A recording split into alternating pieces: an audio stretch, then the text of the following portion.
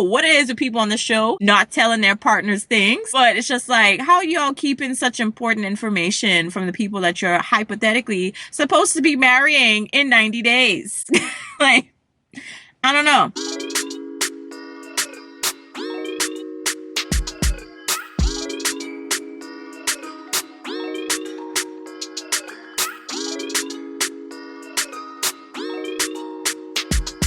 What is up, you guys? Welcome back to the channel. It's your girl JD here, back with another video. Oh my gosh, it has been very interesting trying to just film for you guys today. Not only is it raining, I'm in the truck because I'm visiting my boyfriend. Like, just trying to film inside the house, just not happening. Today has been very interesting. It's been off to an interesting start, and it's not even 9 a.m. yet, so yeah. Anyways, I'm here for you guys. All right. Today we're going to be talking about 90 Day Fiance, the show that started it all. Not talking about any spin-off, nothing. Like, just strictly 90 Day Fiance. This is now season 10, I believe, for them. So there are definitely some new couples, but of course, you know, one that's returning, that's Gino and Jasmine. We're gonna talk about them as well. So let's just go through the couples real quick. So like I mentioned already, Gino and Jasmine. Then we have Robert and Sophie, Manuel and Ashley, Nick and Devin, Justin and Nikki, Clayton and Annalie. Hopefully I'm saying that correctly. And then Sam and Citra. Citra? I don't know. I think I've seen every couple so far in these first couple of episodes except for Sam and Citra. And I have not seen that much of Clayton and Annalie yet. So yeah, I don't think I'm really gonna have much to talk about just yet about those two couples. But the others, most definitely. So let's get into it. With Gino and Jasmine, they're kind of like the OG 90 Day Fiance couple at this point. They have been on so many 90 Day Fiance shows. Jasmine has finally gotten over to the US on a fiance visa, the K1 visa, and they are planning their wedding. And Jasmine is now already complaining about the Michigan weather. She lands, and before they even get to the car, she's already complaining about how cold it is.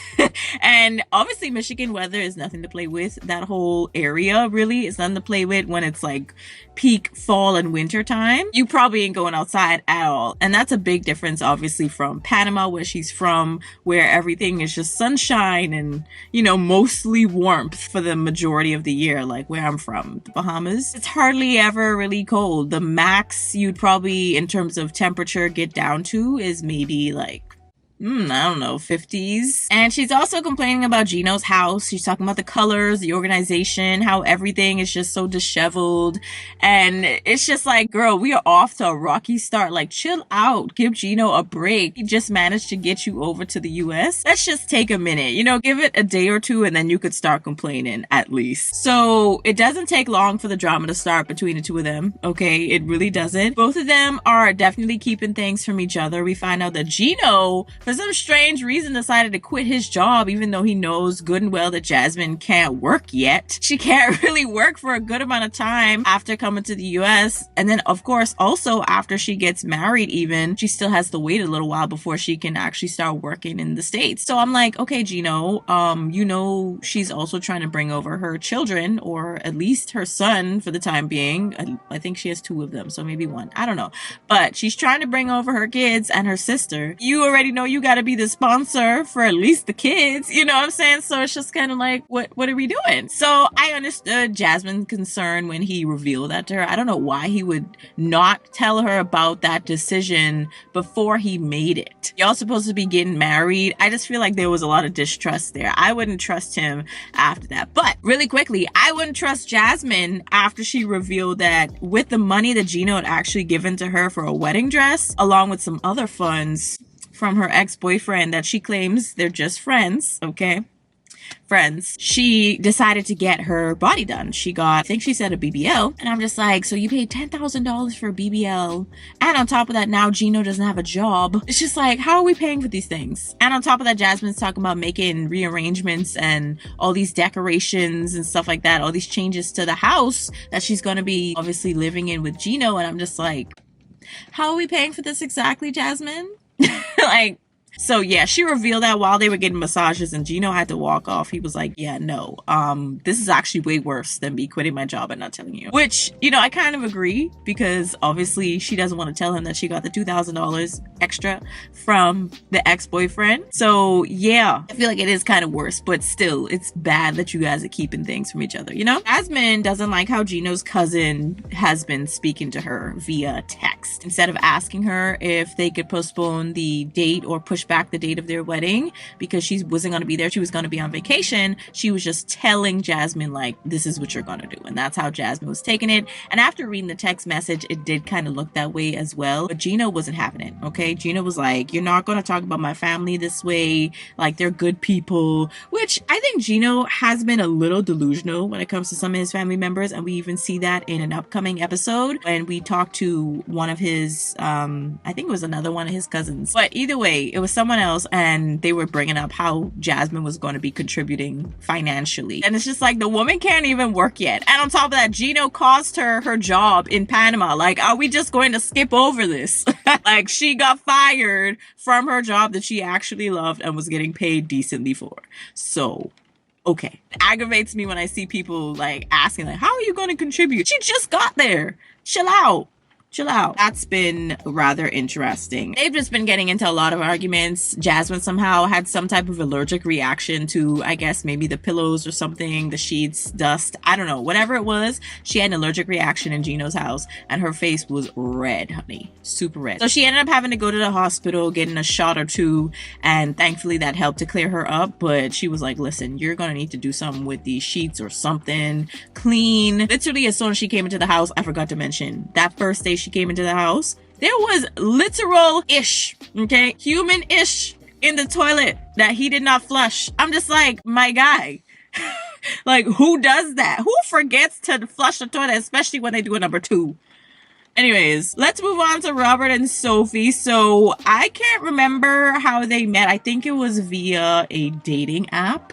Most of the couples that I've seen on 90 Day Fiance, they would meet through dating apps because obviously they're in totally different countries. So more than likely it would be a dating app, you know, or the person had flown to the foreign country and met that person there. But in this case with Robert and Sophie, I think they definitely met through a dating app, but correct me if I'm wrong. They have a pretty big age gap. I believe Robert is 32. He's from California, specifically LA. Sophie is 23. She's from the United Kingdom. Yeah, that's like what? Dang, that's 9 years. They come from very different backgrounds. You could tell Sophie, she constantly reminds people that she comes from money.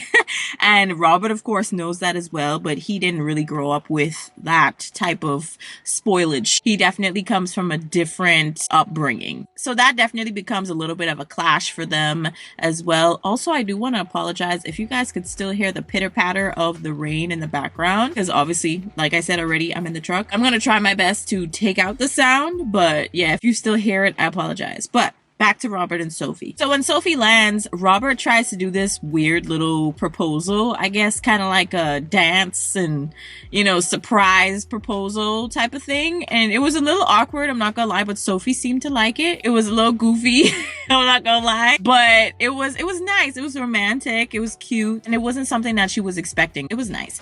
So she liked it, but they ended up getting stuck in the elevator right at the airport. I was like, wow, this is off to such a great start. This is actually worse than probably Gino and Jasmine, in my opinion. Like, y'all get stuck in the elevator? Really? And then on top of that, when they finally get out the elevator, she's just like waiting for like dang near 20 minutes for him to get to the car and, you know, drive to her. That was interesting. But they finally get to his apartment, and Robert is obviously, like I said, living in LA. LA is expensive as hell, and I don't think Sophie kind of gathers that, but he has a studio apartment, and I don't know what he does for work. So yeah, I think Sophie obviously is very much so looking at this apartment. Like she said, I think this is just going to be for the time being. It's gonna have to be because I can't stay here long term. You're gonna need to figure some ish out. And I'm just like, ooh, Robert. Robert. One of Robert's friends bring up that Sophie has been on a dating app, but according to Sophie, she's been using it to find friends. She always does that. That's what she says. She always uses the app to find friends wherever she is. But of course, the friend is highly suspicious, but Robert is just like, no, it's not like that. So I don't know. And then also Sophie reveals that she's bisexual.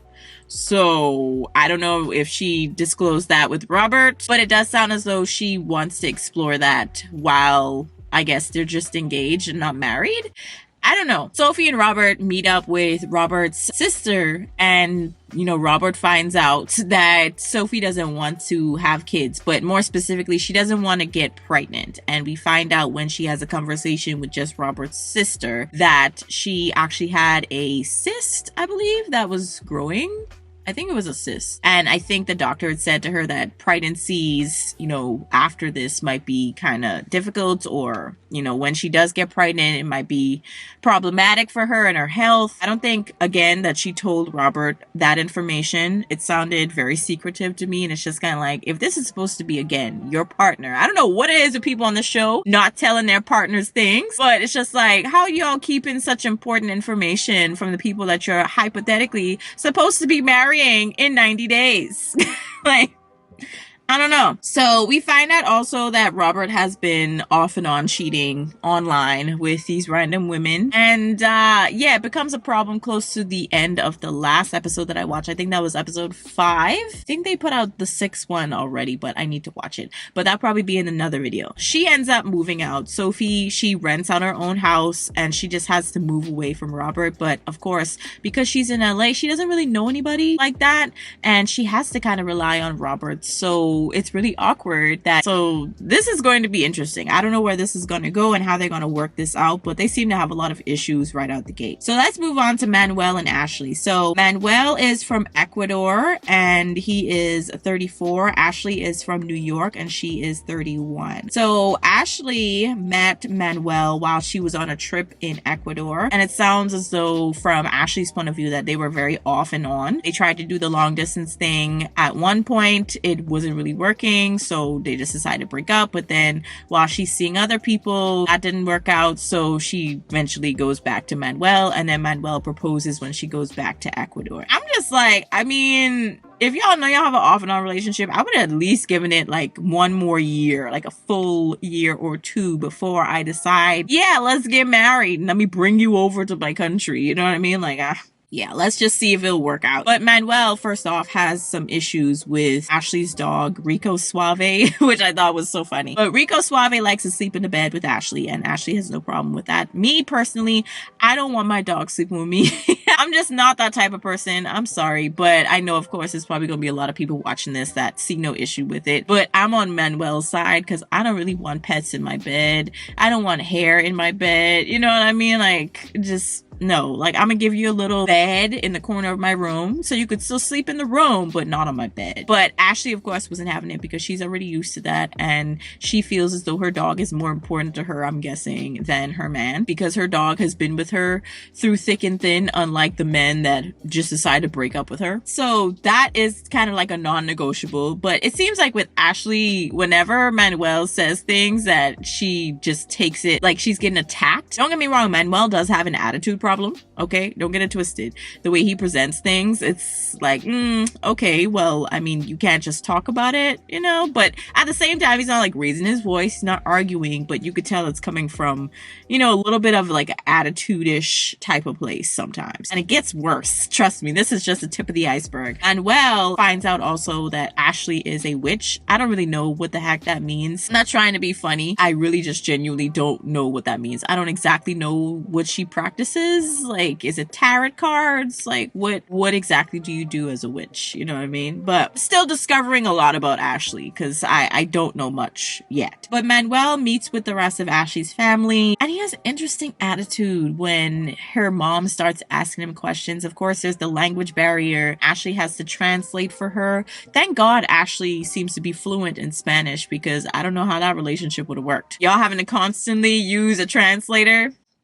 Never works out. So it was interesting watching that interaction. He just seemed like he just didn't want to hear anybody's opinions about anything. He wasn't open to having no conversation. It was just weird. But Ashley finally gets him a phone so that he could reach out to his family in Ecuador, because apparently we find out that he just left. He didn't even say anything to his family members. He thought he was in a job in another town in Ecuador. They didn't know he'd actually left the country to come to the US. They did not know any of this. So yeah, that was interesting. She gets him a phone and he's just like, it doesn't have internet. So he has an attitude about that, and he's not really grateful for the fact that he even has a phone to at least reach out, we find out, to his family that he has in New York. It just feels like he's kind of using her just a smidgen after seeing that. And then because he has so many family members in New York, of course, Ashley, her brain automatically kind of goes to, oh, you could be using me to get a visa to get out of Ecuador to stay with your family. Just leave me and just stay with your family in the US. So, but the thing is, I don't think that's how that works. I think it's only after you guys get married that there might be a chance that they could leave you. However, I think even after a couple of years, you guys have to stay together for a while, or else that person might be deported. Correct me if I'm wrong, but I'm not sure how the law works in the States quite yet. I'm still reading up on it. But yeah, I'm not sure how that would work out. Big question is he planning on leaving Ashley? Because it doesn't sound like he really wants to be there with her specifically. Now, Nick and Devin, there wasn't really much to say because they haven't really been in that many episodes yet, but they met on a dating app and they only spent 3 weeks together in person before they got engaged. I can't even begin. The red flags. 3 weeks? Don't get me wrong, there have been a lot of couples that have been on 90 Day Fiance, all these spin-off shows as well, that have managed to stay together and for quite some time now, some years after they have only really been with each other in person just a really short amount of time. It could work out, but then again, on the other side, it could not work out, so we'll see. But after 2 years of waiting for the visa, it was finally approved for Nick to come to the US. But before that happens, Devin comes over to Australia, which is where Nick is from. I didn't mention that Devin is from Arkansas and she is 23 and it looks like Nick is 30. So that's like a 7-year age gap. Devin comes over to Australia to meet Nick's parents, and he comes from a Korean family, and more specifically a Korean family that wanted him to be with a Korean girl. So they're highly disappointed and they go to dinner together and they're trying to have a conversation, and there just seems to be a lot of issues with the fact that Devin is American. So it's just not off to a great start. Devin's crying and it's just like, ooh, I don't know if this is going to work. Now, Justin and Nikki, I am not really sure how the heck they met. It sounds as though Nikki went over to Moldova, which is where Justin is from. There's also a pretty big age gap with them as well. Justin is 36 and Nikki is 47. She's from New Jersey. And yeah, they actually met 15 years ago. They've known each other for almost 15 years. At least I think I have that right. It was either 10 or 15. I remember those numbers being thrown around. But Justin's real name is actually Igor, but Nikki didn't like that name. She said it was kind of unattractive, so she named him Justin because apparently when they met, Justin looked like Justin Timberlake to her, so she nicknamed him Justin. There also seems to be an issue with the fact that Nikki is a trans woman, but she actually didn't tell Justin that she was trans until just a few years ago, and he kind of took that and was like, okay, well, what do I do with this information now? Like, do I stay with her? Do I take some time out? I don't know. So he just decided to take some time to just be by himself and not really be in a relationship, it sounds like. So they were kind of off and on for a little while. But then they got back on because he decided, you know, I'm okay with dating and being with a trans woman and being engaged to her, because I do believe he did propose. So after he decided to accept her and the fact that she is trans, they kept bumping heads on a lot of things. Apparently, he hasn't really been interested in being intimate with Nikki.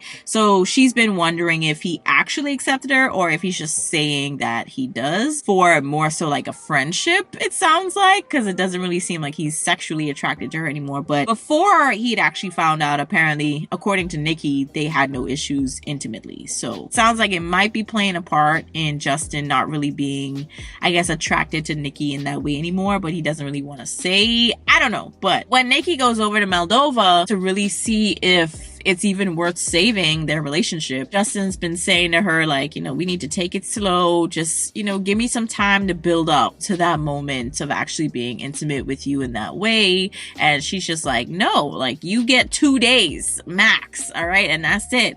But then after that little blow up in the park, Nikki calls her mom. Her mom's just like, you know what, just give him another chance. Like, just work it out. You could tell that he loves you, right? And Nikki's just like, okay, fine, right? We'll work it out. So it seems as though she is is giving it a little bit more of a chance, but it is a little weird. I'm not going to lie. It's kind of weird because it's just kind of like, well, I don't really think you're actually accepting. I think you're still struggling with that fact. So like I said already, there hasn't really been much about Clayton and Annalie, but it looks as though Clayton actually still lives with his mom, and he's worried that if Annalie comes from Peru, where she's from, coming to live with him and his mom, if she's going to be okay with that, and if she's going to be able to deal with his mom.